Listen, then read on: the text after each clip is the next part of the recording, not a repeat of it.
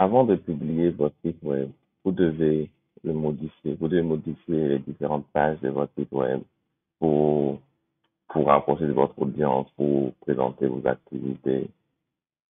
Et donc, pour pouvoir modifier ce contenu ou ces contenus, allez dans contenu, puis dans page. Vous allez voir ici la liste de toutes les pages de votre site web. Et en fonction du modèle que vous aurez utilisé, les pages seront différentes.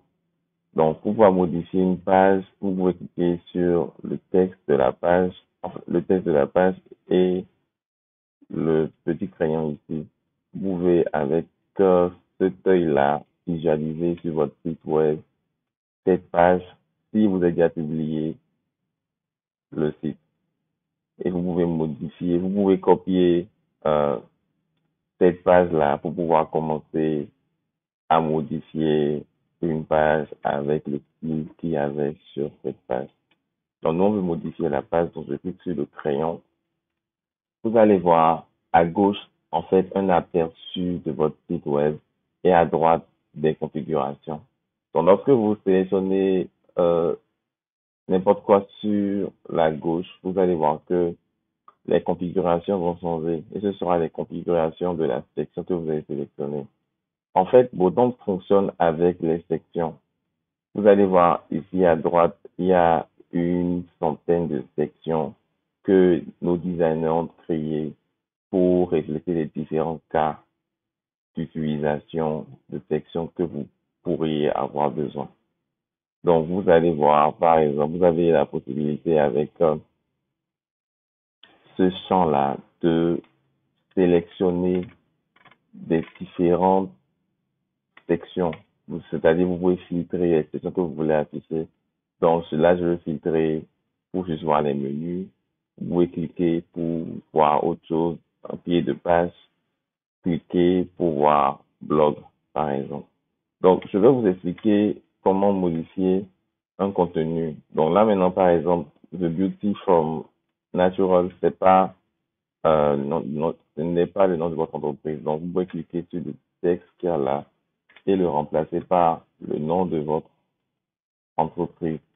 Et cela va être remplacé automatiquement. Vous pouvez décider de mettre un texte en italique, de le souligner, et cela va être automatiquement visualisable à gauche. Vous pouvez, par exemple, prendre un bouton. Vous savez, par défaut, les boutons n'ont pas de lien. Donc, normalement, quand on crée un bouton, c'est pour que la personne puisse être redirigée quelque part. Donc, ici, vous voyez, le lien est vide.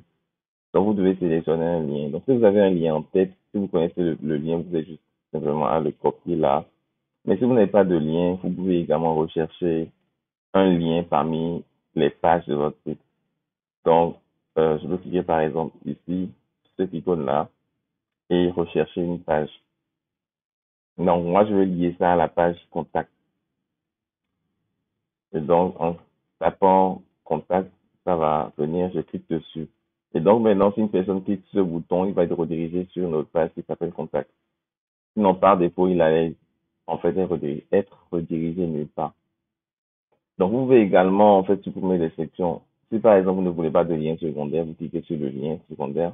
Vous allez voir une poubelle là. Donc, vous cliquez sur la poubelle et ça supprime simplement la section. Si vous voulez également, vous pouvez changer une image. Vous cliquez sur cette image-là, par exemple, et vous voyez la possibilité de choisir une autre image. Donc, vous cliquez pour choisir une autre image, vous regardez parmi la liste des images que vous avez et vous sélectionnez l'image qui vous convient. Et automatiquement, ça va changer l'image là. Vous pouvez également dupliquer un contenu. Donc, si par exemple, vous voulez un second bouton ici, vous cliquez sur le bouton et vous cliquez sur cette section-là pour la dupliquer. Vous voyez là, ça a dupliqué le bouton. Donc, ensuite, vous avez aussi peut-être besoin d'ajouter d'autres sections à la page. Donc, moi, j'aimerais bien, par exemple, sur cette page, afficher les articles récents. Donc, pour ce faire, je clique sur articles récents. En cliquant dessus, vous voyez ça, ajouter une section là. Et donc, moi, j'aimerais que ce soit l'une des premières choses qu'on voit. Donc, que ce soit pas à la fin. Donc, il suffit simplement de cliquer sur la section et avec la flèche là, je peux déplacer vers le haut. Donc, je clique et vous allez voir que c'est en train de déplacer cette section vers le haut. Voilà. Donc, je veux bien que ça reste ici. Maintenant, ça, c'est une section d'articles récents. Donc, vous pouvez choisir comment c'est affiché et tout.